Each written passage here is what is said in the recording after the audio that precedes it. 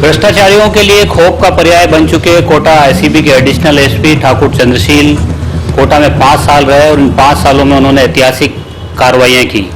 अब तबादला जयपुर हो गया है, लेकिन ठाकुर चंद्रशील ने जो यहाँ पर बुनियाद तैयार की और उसके बाद जिस तरह का कॉन्फिडेंस परिवादियों में देखा गया और कार्रवाइयाँ जो है लगातार होती चली गई।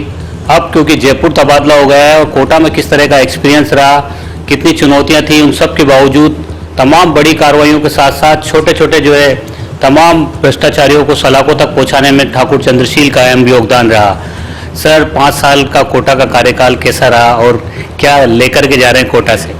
देखिए, कोटा से तो मेरा पुराना नाता रहा है। मैं पहले भी यहाँ पे पोस्टेड रहा हूँ बतौर DYSP भी, करीब 3 साल पहले रह चुका हूँ। तो कोटा में लोगों का बहुत सहयोग मिलता है, आम जनों का, पत्रकारों का, समाज के सभी वर्गों का। भ्रष्टाचार निरोधक ब्यूरो में रहना एक डिफरेंट एक्सपीरियंस था, पुलिस से बिल्कुल अलग था। यहाँ पर जो पब्लिक की हार्ड अर्नड मनी है, उनकी जो गाढ़ी कमाई है, उसको कोई सरकारी कर्मचारी या कोई दूसरे जो पब्लिक सर्वेंट हैं या जनप्रतिनिधि हैं, वो उसको लूटे नहीं, उसको रिश्वत के रूप में प्राप्त नहीं करें। ये हमारी जिम्मेदारी थी। हमने कोशिश की है कि आमजन को जितना रिलीफ दिला सकें दिलाएं और उनकी जो ये मेहनत की कमाई है उसको बचाएं। हमारा मूल मकसद यही था। इसमें कुछ हद तक हमें कामयाबी मिली है और देखिए, आप अपनी कतई कार्रवाइयों से पूर्णतः संतुष्ट तो कभी नहीं होते, लेकिन हमने कोशिश की है और हमें बहुत हद तक सफलता भी मिली। हमने काफ़ी कार्रवाइयाँ की हैं। कोशिश थी कि जो बड़े मगरमच्छ हैं, जो बड़े ऑफिसर्स हैं या जो बड़े जनप्रतिनिधि हैं, उनको पकड़ा जाए।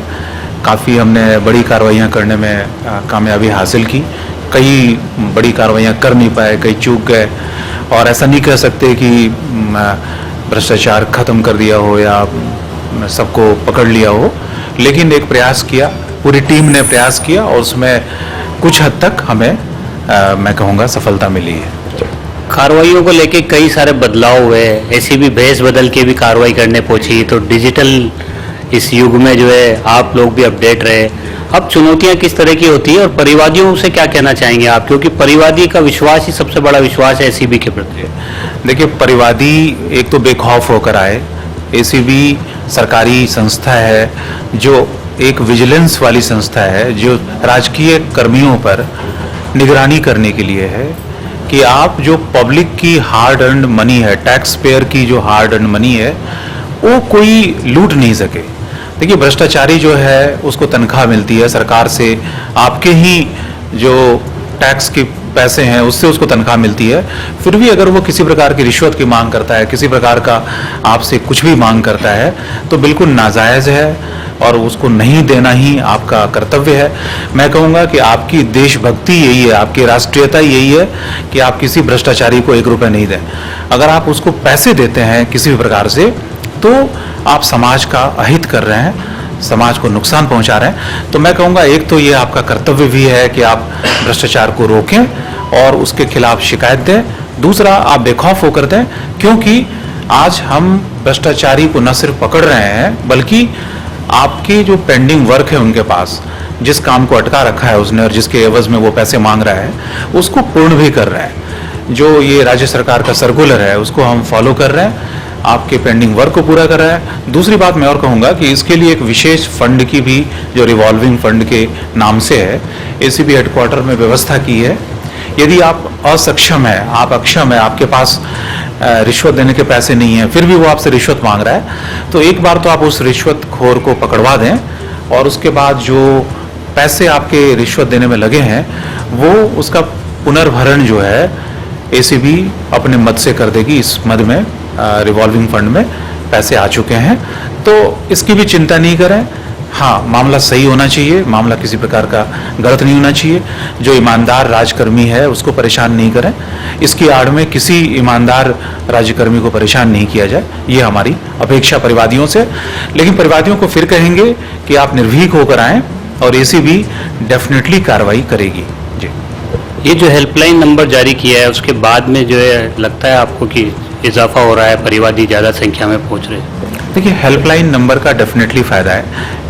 इस हेल्पलाइन पर कोई भी आदमी एक बार ये जांचने के लिए भी कि क्या इस पर मदद होती है या नहीं होती है, फ़ोन करता है, उसको वहाँ पर बहुत अच्छा रिस्पांस मिलता है। हमारे अधिकारी वहाँ पर एक पूरी टीम बैठी रहती है जयपुर में, तो इसकी वजह से काफ़ी लोगों का हौसला बढ़ा है। हेल्पलाइन पर जाने के बाद लोग आए हैं और कई कार्रवाइयाँ हेल्पलाइन के जरिए हुई हैं, जिसका सबसे अच्छा एग्जाम्पल मैं दूंगा हेल्पलाइन का। जो कोटा के कुलपति पकड़े गए थे टेक्निकल यूनिवर्सिटी के, वो हेल्पलाइन की शिकायत से पकड़े गए थे।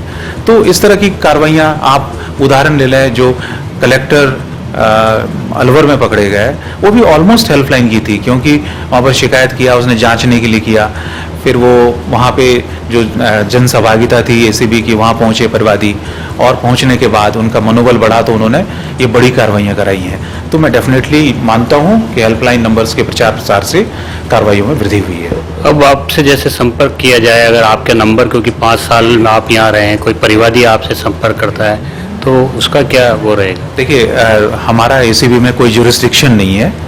हमारे एक एसएचओ होते हैं जो हमारे डीजी होते हैं, और वो जयपुर बैठते हैं। हम कहीं भी रहें, पूरे राजस्थान में हम कार्रवाई कर सकते हैं। और यही नहीं, अगर राजस्थान में कोई बाहर के अधिकारी डिमांड करते हैं तो हम उनका, अगर डिमांड राजस्थान में है तो उनको हम बाहर से भी पकड़ के ला सकते हैं। जैसे कि मैं उदाहरण दूं, जो हमने यूआईडीआई के जो वहाँ बॉस थे दिल्ली में, उनको हम दिल्ली से पकड़ के लाए थे।